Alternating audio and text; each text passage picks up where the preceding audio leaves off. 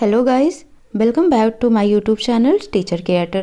Now health physical and yoga educations का ये second lecture है। इसके पहले आपका एक लेक्चर अपलोड हो चुका है, तो आप उसे ज़रूर देखिए, ठीक है। उसमें आपका योगा से रिलेटेड टोटल 25 क्वेश्चंस हैं, तो आप उसे ज़रूर देखिए, ठीक है। अगर कोई डाउट आता है तो हम ज़रूर उसको डिस्कस करेंगे। और योगा पर कुछ टॉपिक्स हैं आपको जो और भी मैं डिस्कस कर दूँगी इस सेक्शंस के लास्ट में। सो आपका ये पेपर भी अच्छा ही जाने वाला है। बस आप पढ़ाई करते रहिए, ठीक है, तैयारी करते रहिए अच्छे से, और वीडियो को लाइक शेयर सब्सक्राइब जरूर करिए। Okay, so health physical and yoga educations का योगा एजुकेशंस में योगा के हमने कुछ टॉपिक डिस्कस किए। Now we will discuss about health, ठीक है। हेल्थ एजुकेशंस क्या है, सबसे पहले हम हेल्थ के कॉन्सेप्ट को डिस्कस करते हैं। तो आपको पता ही होगा हेल्थ का मतलब क्या होता है। एक तरीके का अगर आपका हेल्थ अच्छा है तो वेल्थ सब कुछ अच्छा ही होगा, है ना। तो हेल्थ नेसेसरी है। फर्स्ट प्रायोरिटी किसको जाती है, हेल्थ। हमारा अच्छा होना बहुत ज़रूरी होता है, ठीक है। और हेल्थ कैसा वर्ड है, ये इंग्लिश टर्म से आया हुआ है। कहाँ से आया हुआ है, हाल से, ठीक है। हाल का मतलब क्या होता है, condition of being safe, soundness, ठीक है, होलनेस, जिसमें होता है कि हम सेफ रहें। तो हेल्थ का मतलब यही होता है। ओके, नाउ क्वेश्चंस कर लेते हैं हम। 26 क्वेश्चन है हमारा। Healthy body is a guest house for the soul and then for the week and disease said by. तो यहाँ पर हेल्थ के बारे में बहुत से लोगों ने डिफिनीशन दी है, जैसे इंसाइक्लोपीडिया ने दिया है, J.F. विलियम्स ने दिया है, ठीक है, WHO ने दिया है। तो बहुत से लोगों ने हेल्थ को लेकर अपनी अपनी बातें रखी हैं, डिफिनीशंस रखी हैं हेल्थ की। तो यहाँ पर आपसे जो पूछा गया ये क्वेश्चन है कि हेल्थी बॉडी को गेस्ट हाउस बता दिया गया, और जो वीक या डिसीज वाली बॉडी उसको डेन बोला गया। तो ऐसा किसने बोला है? ऑप्शन है आपके पास J.F. विलियम्स, बैकन, WHO या पतंजलि। तो किसने बोला है इसको? बैकन ने, ठीक है। अब कैसे याद रखेंगे, भाई कौन, है ना, भाई कौन गेस्ट हाउस में आया, ठीक है। तो ऐसे ही याद रखना, आपको बस याद रखने का तरीका है। तो बैकन ने ही बोला था guest house and week for den के लिए। ओके, नाउ क्वेश्चन नंबर 27 है, what are main aspect of an individuals health. एक इंडिविजुअल पर्सनस के हेल्थ के आस्पेक्ट क्या क्या हो सकते हैं? बॉडी हो सकता है, बिल्कुल ऑब्वियस सी बात है कि बॉडी अगर आपकी नहीं सही है तो ये एक तरीके की हेल्थ इशू है। माइंड का भी ठीक होना जरूरी होता है ना, सोल का भी। सो ऑल ऑफ दिस, तो यहाँ पर राइट ऑप्शन क्या होगा, ऑल ऑफ दिस करेक्ट होगा। नाउ क्वेश्चन नंबर 28 है, ये भी एक स्टेटमेंट ये हेल्थ को लेकर। Health is a state of complete physical, mental and social wellbeing and not merely the absence of disease or infirmity said by। अब देखो इसमें ऑप्शन है आपके पास ब्रिटानिका, विकिपीडिया, WHO या पतंजलि। तो कैसे याद रखेंगे इसको, किसने कहा? इसको कहा है WHO ने, वर्ल्ड हेल्थ ऑर्गेनाइजेशंस, ठीक है। तो वर्ल्ड हेल्थ ऑर्गेनाइजेशंस क्या देखेगा हेल्थ को लेकर कि वो हर एक स्टेट में, चाहे वो फिजिकल, मेंटल या सोशल, किसी की भी बात हो, वो ऑल कंडीशंस में कैसा होना चाहिए, वेल बीइंग होना चाहिए, बिकॉज वो वर्ल्ड हेल्थ ऑर्गेनाइजेशन है, वो तो यही चाहेगा ना। तो WHO ही क्या कहता है, health is a state of complete physical, mental and social well being, not merely the absence of disease और इन्फर्मिटी। मतलब हेल्थ का मतलब ये नहीं है कि केवल आपके अंदर डिसीज नहीं है, डिसीज एब्सेंस है, ठीक है, ऐसा मतलब नहीं। हेल्थ का मतलब होता है कि आप फिजिकली, मेंटली, सोशली हर तरीके से फिट हैं, ये WHO ने बोला है। ओके, नाउ क्वेश्चन नंबर 29 है आपका, व्हाट आर डायमेंशन और एस्पेक्ट ऑफ हेल्थ। हेल्थ के डायमेंशंस क्या क्या हैं या एस्पेक्ट्स क्या क्या हैं, ठीक है। तो डायमेंशंस की अगर हम बात करते हैं तो इसमें जो आपको टॉपिक दिया है ये है क्यूरेटिव, वोकेशनल, न्यूट्रिशंस। तो ये ऑल ऑफ दीज है, इसका राइट आंसर डी है। इसके अलावा आपका जो मेन होता है वो होता है physical dimension, mental dimension, social dimensions, ठीक है, मेन होते हैं। तो वो आप सबको पता है, फिजिकली, मेंटली, सोशली हमें फिट होना है, तो वो डायमेंशंस तो आपको पता है हेल्थ का, ठीक है। बाकी उसके अलावा जो होता है हमारा emotional dimension, curative dimension, spiritual, environmental, vocational, educational, nutritions, ठीक है। तो ये बहुत सारे ही एस्पेक्ट होते हैं हेल्थ के। सो यहाँ पर आपका राइट आंसर क्या हो जाएगा, all of these. Question number 30 है आपका, विच of the following included the basic of health service, ठीक है। तो कौन कौन सा हेल्थ सर्विस में इंक्लूडेड है? Pension, LIC, PF related facilities, all of these. तो ये सभी हैं, डी इसका राइट आंसर हो जाएगा। Which factor influencing the health, health को क्या इन्फ्लुएंस करता है? तो बायोलॉजिकल फैक्टर भी इन्फ्लुएंस करता है, इन्वायरमेंटल भी हेल्थ इफेक्ट करता है, वे ऑफ लिविंग भी। तो ऑल ऑफ दीज, यानी कि आप समझें वे ऑफ बायोलॉजिकल का मतलब हो गया है कि जिन से रिलेटेड, अगर कोई कहते हैं ना कि जेनेटिकल डिसीज एक तरीके का, तो बायोलॉजिकल अगर हेरिडिटी में कोई प्रॉब्लम आती है तो भी हेल्थ इन्फ्लुएंस होता है।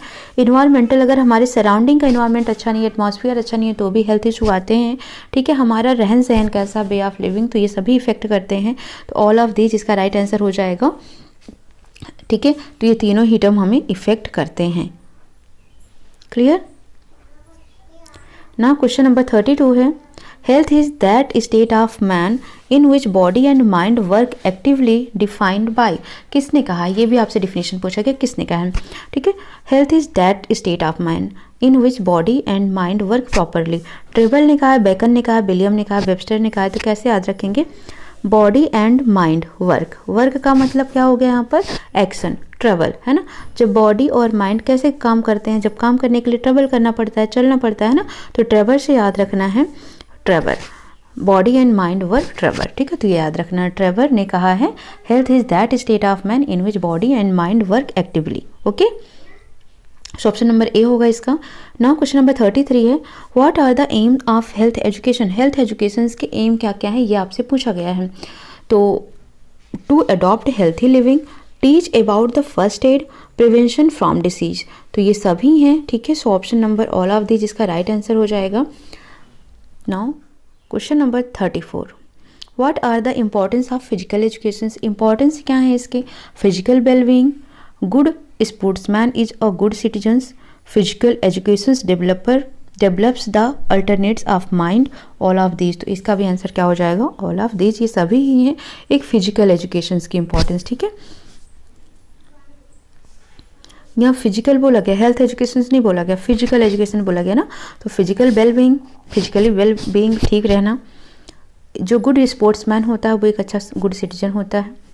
Physical education develops the alertness of mind, ठीक है। अलर्टनेस है ये, अल्टरनेस नहीं, अलर्टनेस, ठीक है। माइंड का अलर्टनेस भी हमारा कैसे होता है, फिजिकल एजुकेशन के थ्रू। सो ये सभी ही राइट हैं। नाउ क्वेश्चन नंबर 35 है, what is health education. Health education क्या है, education about medicine, education that promote. देखो एजुकेशन अबाउट मेडिसिन तो ये है ही नहीं है, बिल्कुल भी नहीं है। फार्मेसी का काम थोड़ी करना है आपको, फार्मेसी थोड़ी ना आप पढ़ रहे हैं। हेल्थ एजुकेशन पूरे हेल्थ को कैसे ठीक रहना, हर एक चीज़ पढ़ना है यहाँ पर। तो एजुकेशन अबाउट मेडिसिन तो ये तो एकदम रॉन्ग है, ठीक है, ये नहीं होगा। Education that promote and understanding of how to maintain personal health, तो ये है, ठीक है। सी देख लेते हैं, education about how to treat people with disease. तो ये तो एक तरीके की मेडिकल है ना, मेडिकल टर्म आ गया कि आपको पढ़ाया जाना है कि कैसे आप पीपल को ठीक करते हैं, उनके डिसीज से उनको प्रिवेंट करते हैं, क्योर करते हैं। तो ये भी नहीं होगा। सो ऑप्शन नंबर आपका क्या होगा यहाँ पर, राइट बी हो जाएगा। क्वेश्चन नंबर 36 है, age, gender, growth and development are psychological factor influencing health, biological factor, emotional factor, all of this. तो ये कैसे फैक्टर हैं, एज, जेंडर, ग्रोथ, ठीक है। तो ये सभी बायोलॉजिकल फैक्टर होते हैं जो कि हेल्थ को इन्फ्लुएंस करते हैं। So option number B right answer होगा इसका। क्वेश्चन नंबर 37 है आपका, which of the following is an objective of health education. इसमें से कौन सा एक हेल्थ एजुकेशन का ऑब्जेक्टिव होता है, ठीक है। ऑप्शन क्या क्या है आपके पास, to encourage people to adopt and sustain health promoting life style and practices, तो ये सही है। To promote the proper use of health service available to them, ये भी सही है। To arouse interest to provide new knowledge, improved skill and change attitude in making rational decision to serve their own problem, all of these। तो right answer इसके all of these ही हैं। But समझिए इसमें पूछा क्या, ऑब्जेक्टिव पूछा गया कि हेल्थ एजुकेशन का ऑब्जेक्टिव क्या है। तो पहली चीज़ तो लोगों को इनकरेज करना, किस चीज़ के लिए, adopt and sustain health promoting life style, ठीक है। मतलब वो अपनी लाइफ स्टाइल ऐसे रखें कि उनकी लाइफ स्टाइल कैसी हो, हेल्थ को प्रमोट कर रही हो, जो अच्छा हो, जो ठीक है। Promote the proper use of health service available to them, जो उनके लिए हेल्थ सर्विस अवेलेबल है उसको वो अवेल करें, उसको बोलें, उसका फ़ायदा उठाएं, ठीक है। To arouse interest to provide new knowledge, improve skill and change attitude, making rational decision to serve their own problem. अपने खुद के प्रॉब्लम को भी सर्व करने की कोशिश, ठीक करने की कोशिश करें। तो ये एटीट्यूड भी उनके अंदर, ये स्किल भी उनके अंदर डेवलप्ड हो, इस तरीके का नॉलेज उनको देना चाहिए। तो ये सभी ही हैं, तो D is the right answer. Now 38, which is the main aim of health instructions program of school health education। जो हेल्थ इंस्ट्रक्शंस प्रोग्राम बनाए जाते हैं स्कूल में हेल्थ एजुकेशंस में, तो वो क्या हैं, setting up standards, doing remedial actions, immunisations and communicable disease and AIDS awareness programme, ये ऑल ऑफ दिस। तो इसका भी राइट आंसर क्या हो जाएगा, ऑल ऑफ दिस। ये सभी होता है यहाँ पर who said man is a social animal? किसने कहा था इसको? अरस्तु ने कहा था, तो ये तो आपको याद ही होगा। और मैन क्यों बनता है एक सोशल एनिमल? तो ये आज के ही पेपर में था, बट पेपर में नहीं आया हुआ था, बट आपके सब्जेक्ट में था कि वो जो उसकी नेसेसिटी होती है, necessity make a man a social animal, ठीक है। जो उसकी ज़रूरतें होती हैं वही उसको एक सोशल मैन के सोशल एनिमल बना देता है, ठीक है। सो अरस्तु ने कही थी ये बात, अरिस्टोटल इसका राइट आंसर हो जाएगा ऑप्शन सी। क्वेश्चन नंबर 40 है, physical education training is taken during? Physical education training कब लेनी चाहिए? प्राइमरी क्लास के only, in secondary class, both या नन? तो बोथ ही इसका राइट आंसर है, ठीक है। दोनों में ही लेनी चाहिए, चाहे वो प्राइमरी क्लासेज हो, सेकेंडरी क्लासेज हो, फिजिकल एजुकेशन ट्रेनिंग होनी चाहिए। क्वेश्चन नंबर 41 है, physical education is the sum of change in the individual caused by experience which can bring in motor activity said by? किसने कहा इस चीज़ को कि जो फिजिकल एजुकेशन है वो सम है किस चीज़ का? Change in the individual caused by experience, ठीक है। एक इंडिविजुअल पर्सन्स में जो चेंज आया है वो है फिजिकल एजुकेशन। क्यों आया है वो चेंज? जो एक्सपीरियंस के थ्रू आया है, ठीक है, जो कि इंसान को मोटर एक्टिविटी कराने में ले जाता है। वो एक्सपीरियंस करके जो उसके अंदर डेवलपमेंट आए हैं, चेंजेज आए हैं, उसी को बोला जाता है फिजिकल एजुकेशन। ये किसने कहा है? आर कैसिडी, जेबी नेस, रोसन्स या फ्रॉबेल? तो किसने कहा है? आर कैसिडी, आर कैसिडी, ठीक है। आर कैसिडी ने क्या कहा है? एक्सपीरियंस के बारे में बात की है, ठीक है।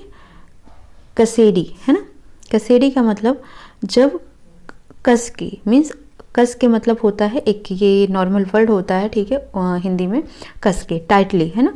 जब कस के एक्सपीरियंस कर लिया तो मोटर एक्टिविटी चालू हो गई, ब्रिंग हो गई। तो बस ये याद रखना, ये तरीका और कुछ है नहीं, ठीक है। ये ऑटोमेटिक आ जाता है, जब आपको पढ़ाती हूँ तो ऑटोमेटिकली आ जाता है। तो आप किसी और भी तरीके से याद हो जाता है तो आप कर लीजिए, ठीक है, कोई इशू नहीं है। तो मोटर एक्टिविटी कस के जब एक्सपीरियंस होता है किसी चीज़ का, तब ऑटोमेटिक मोटर एक्टिविटी काम करने लगती है। सो ऑप्शन आपका आर कैसिडी। नाउ क्वेश्चन नंबर 42 है, physical development help in? Physical development किस में हेल्प करती है? प्रॉपर ग्रोथ एंड डेवलपमेंट में, proper functioning of various system of body में, development of skill through better neuro muscular coordinations में, ऑल ऑफ दिस में। देखो, प्रॉपर ग्रोथ एंड डेवलपमेंट में अगर फिजिकल डेवलपमेंट आपका सही है, फिजिकल आपका डेवलपमेंट सही है, तो प्रॉपर ग्रोथ और डेवलपमेंट होएगा ही होएगा, है ना। प्रॉपर फंक्शनिंग भी होएगी, जब बॉडी के जितने भी सिस्टम्स हैं वो अच्छे से परफॉर्म करेंगे अगर आप फिजिकली वेल हो, ठीक है। और development of skill through better neuromuscular coordinations, neuromuscular coordinations के थ्रू डेवलपमेंट स्किल बहुत ही अच्छी होगी। सो ऑल ऑफ दीज इसके राइट आंसर हो जाएंगे। क्वेश्चन नंबर 43 है आपका, a student is learning a new complex motor skill, ठीक है। क्या पढ़ रहा है, क्या सीख रहा है? वो new complex motor skill. The student will most likely benefit from the principle of transfer of learning if the, ठीक है, new motor skill is similar to one already mastered. Student is open to feedback from both teacher and peer. New motor skill is discrete skill rather than a continuous one. None of these. तो इसका correct answer क्या होगा? इसमें पूछा क्या है, पहले question समझो तब आप आंसर कर पाओगे। Student is learning a new complex motor skill, वो लर्न कर रहा है। Student will most likely benefit from the principle of transfer of learning, जो principle of transfer of learning है तो उसमें से वो बेनिफिट पा सकता है किस में से? इन 3 ऑप्शन 4 ऑप्शन में से किस में से वो सबसे ज़्यादा बेनिफिट पा सकता है इस न्यू कॉम्प्लेक्स मोटर स्किल को सीखते समय? फर्स्ट ऑप्शन है आपका right answer, new motor skill is similar to one already mastered, ठीक है, मास्टर्ड, ठीक है। तो न्यू मोटर स्किल क्या है? सिमिलर है किसके? जो एक ऑलरेडी मास्टर्ड है, तो वो आपका राइट आंसर हो जाएगा। क्वेश्चन नंबर 44 है, what is the integral part of physical education? Physical education का इंटीग्रल पार्ट क्या है? साइकोमोटर और कॉग्निटिव और नॉलेज, अफेक्टिव और फीलिंग, ऑल ऑफ दिस। तो ऑल ऑफ दिस इसके राइट आंसर, ये सभी इंटीग्रल पार्ट हैं फिजिकल एजुकेशन के। साइकोमोटर मतलब कि जो कॉग्निटिव है, जो मूवमेंट वाली बात होती है वो अच्छा होना चाहिए। कॉग्निटिव यानी कि जो नॉलेज है, नोइंग फैक्ट है। अफेक्टिव जो फीलिंग होती है, तो ये सभी पार्ट हैं किसके? फिजिकल एजुकेशन के। क्वेश्चन नंबर 45 है, which of the following is not a misconceptions about physical education?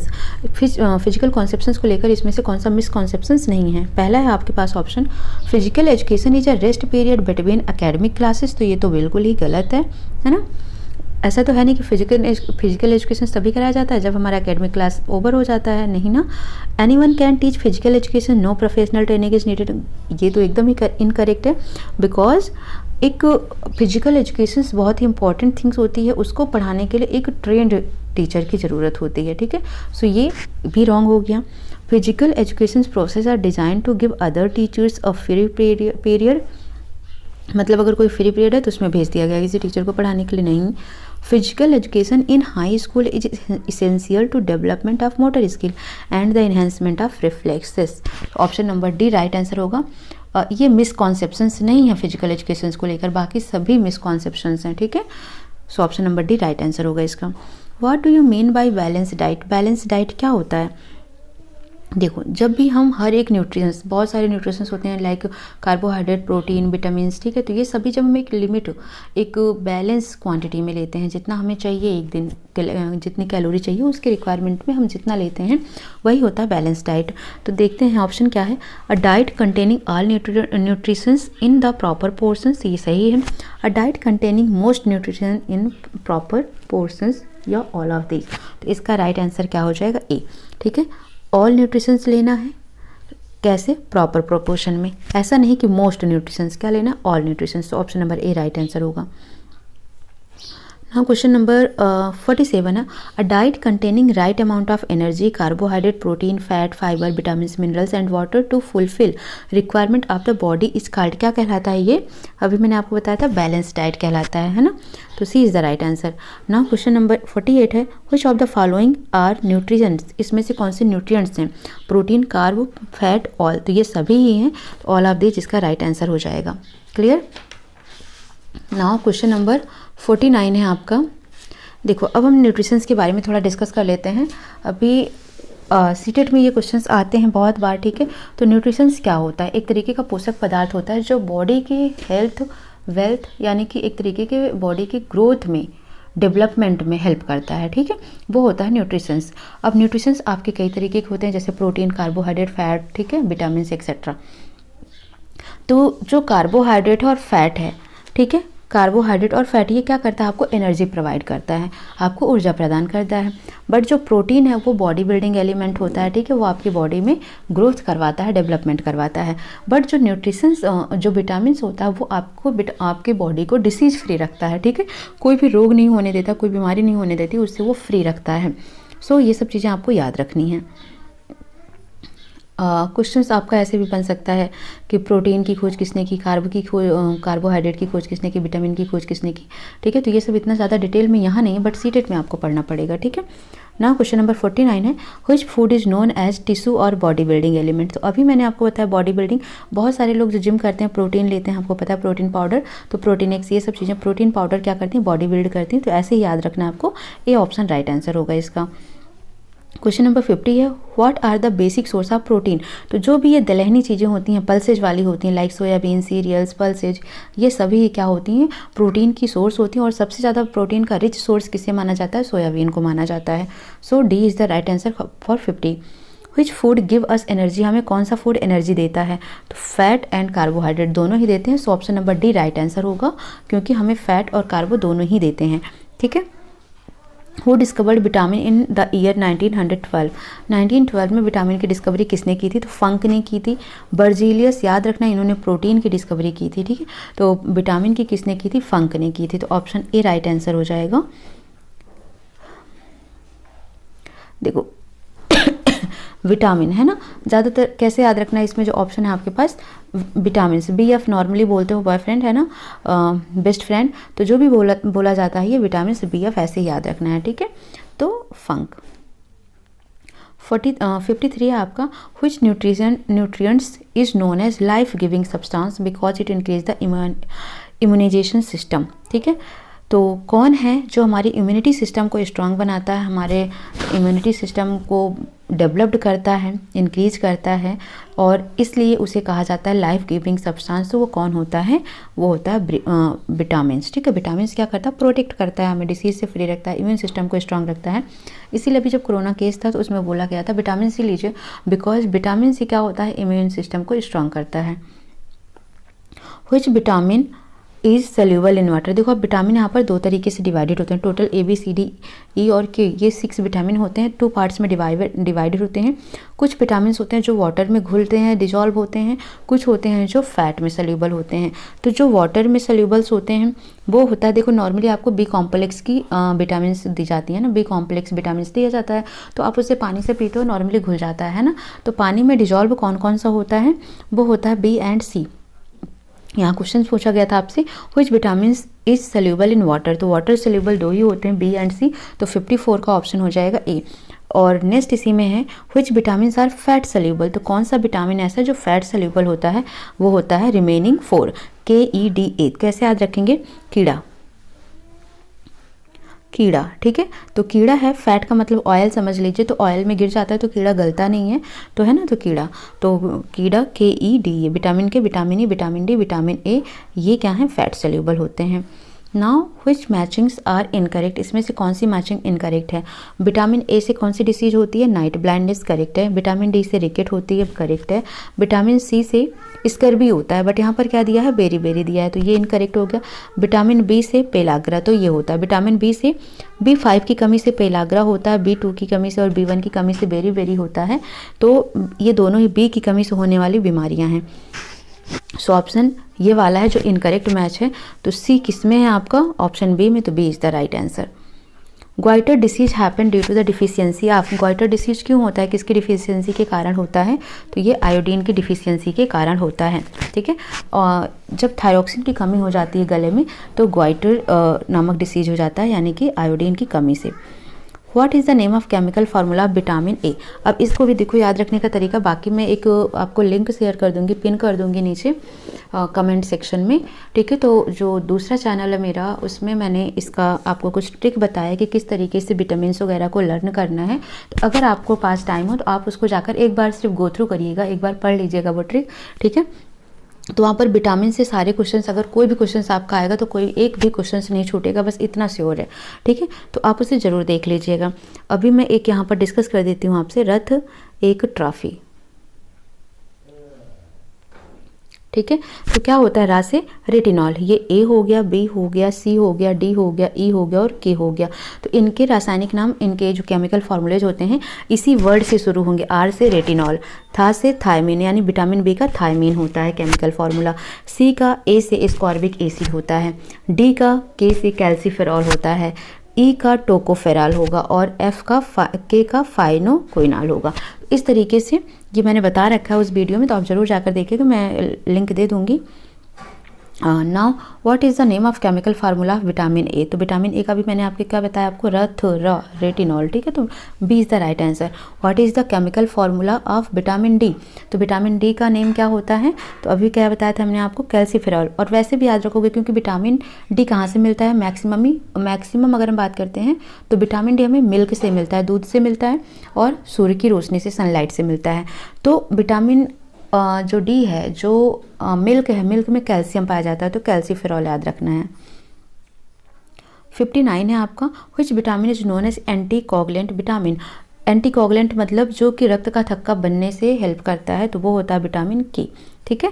तो विटामिन K क्या है, अगर आपकी बॉडी में विटामिन K की कमी हो जाती है तो ब्लड क्लॉटिंग नहीं होती है, यानी कि नॉर्मल से भी चोट लगा तो ब्लड ब्लीडिंग बहुत ज़्यादा ही होती है, ठीक है। तो अगर विटामिन K है आपकी बॉडी में सही क्वांटिटी में तो थोड़ा सा रक्त का थक्का बन जाएगा, इसीलिए इसको बोलते हैं एंटी कोगुलेंट विटामिन, यानी vitamin K। Kidney disease is mainly occur due to deficiency of, kidney disease किसकी डिफिशियंसी के कारण होता है, सोडियम क्लोराइड, पोटेशियम, सल्फर या नन, तो किसके कारण होता है, ये आपका सोडियम क्लोराइड की डिफिशियंसी के कारण। अब ये क्या है, ये सारे ही मिनरल्स हैं, अगर आपकी बॉडी में सोडियम क्लोराइड की कमी हो रही है, डिफिशियंसी हो रही है, दैट मीन्स किडनी की कुछ ना कुछ डिसीज होने के चांसेस बढ़ जाते हैं, ठीक है।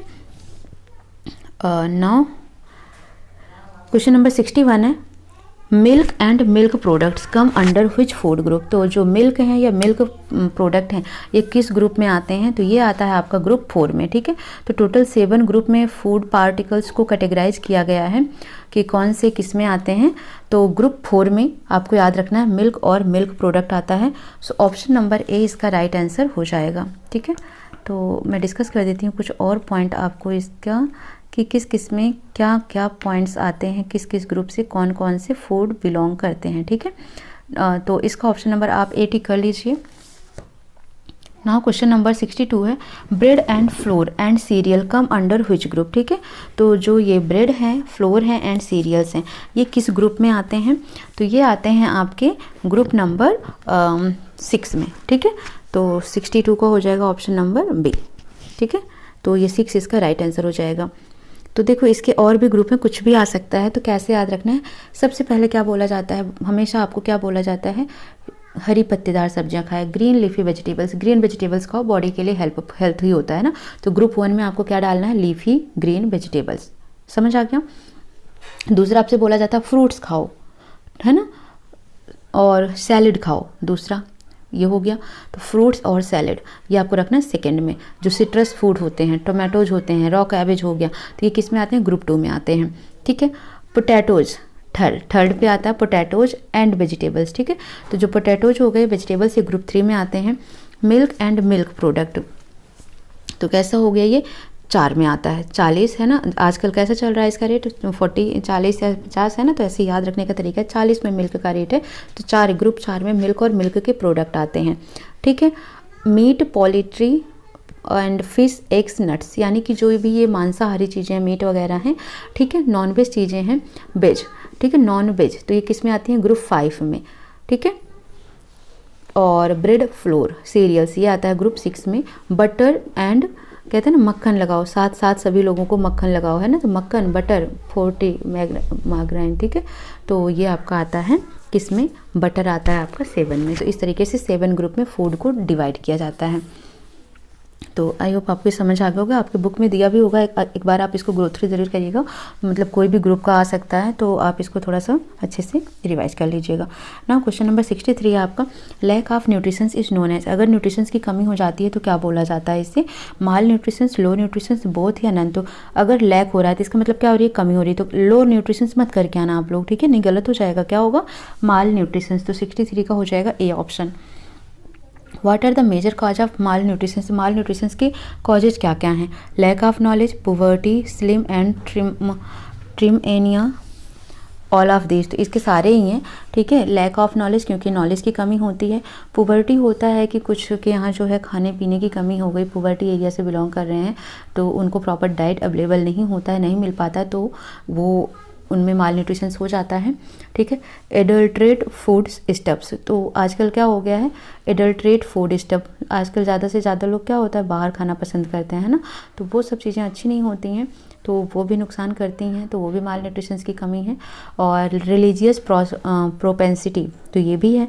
ठीक है, बाकी फूड फैट्स हो गया, जीरो फिगर एंड स्लिम हो गया, लोग ज़्यादातर स्लिम दिखना चाहते हैं, जीरो फिगर दिखना चाहते हैं, तो सारे डाइट्स नहीं लेते हैं। ठीक है, टेकिंग टू मच और टू लेस फूड, बहुत ज़्यादा कोई खा लेता है, कोई बहुत कम खा लेता है, कोई बहुत कॉस्टली फूड खाना खाता है, तो जैसे चीज़ हो गया, आलमंड हो गया, बटर हो गया, तो ये भी ज़्यादा क्वांटिटी में लेना ही रिस्की होता है। ठीक है, तो ये सब चीज़ें ही क्या करती हैं, इन्फ्लुएंस करती हैं, बहुत ही बड़ी कॉज होती हैं माल न्यूट्रिशंस की। तो यहाँ पर आपका डी ऑप्शन राइट आंसर हो जाएगा। Which of the following is remedies for mall nutritions, अब रेमेडीज़ क्या क्या हैं, पहली चीज़ तो सुन लो आप। ठीक है, बैलेंस डाइट, प्रॉपर डाइट आप लेते हैं। ठीक है, रेगुलर खाना खाना चाहिए टाइम से। ठीक है, pleasant home and school environment होना चाहिए, जो घर का और बाहर का वातावरण हो वो अच्छा हो थोड़ा सा। ठीक है, मिड डे मील लेना है आपको। Imparting knowledge of personal hygiene and health का भी ख्याल रखना है।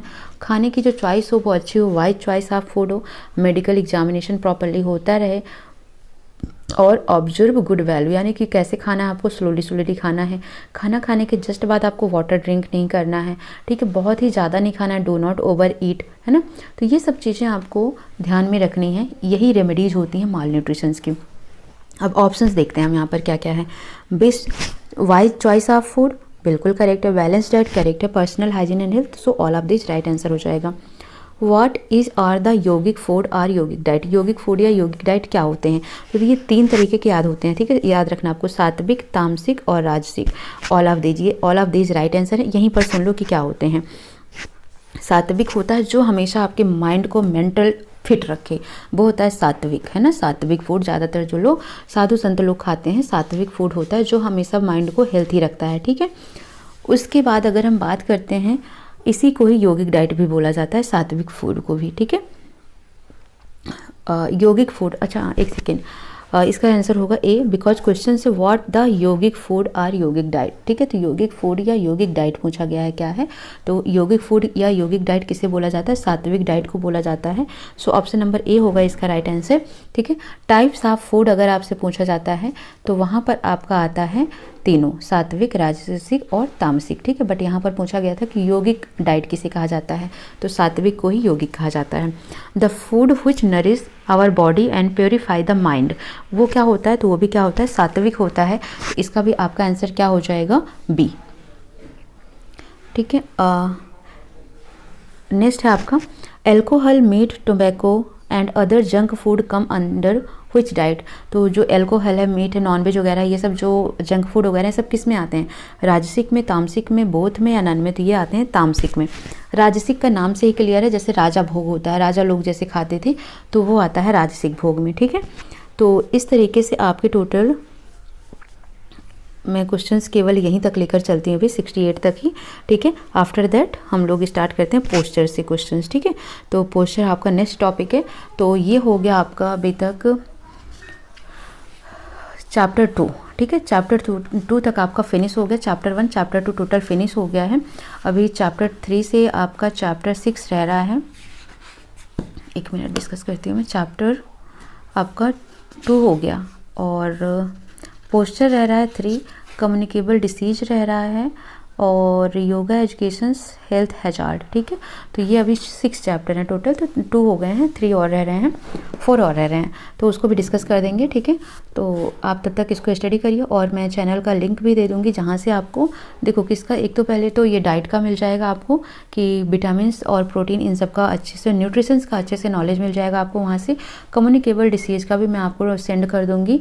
ठीक है, तो वो भी आप एक बार वहाँ पर देख लेंगे कि वायरस डिसीज और बैक्टीरियल डिसीज ये सब क्या होते हैं। ठीक है, तो वो विद प्रॉपर एक तरीके से हैं, एक जो कहते हैं ना कि एक बार आपने ट्रिक देखा और आपको याद हो गया, तो वैसे ही है, तो आप उसको ज़रूर देखिएगा। ठीक है, और अगर वो भी चैनल पसंद आता है तो उसको भी सब्सक्राइब कर दीजिएगा। ठीक है, सो मिलते हैं नेक्स्ट क्लास में। Thank you for watching.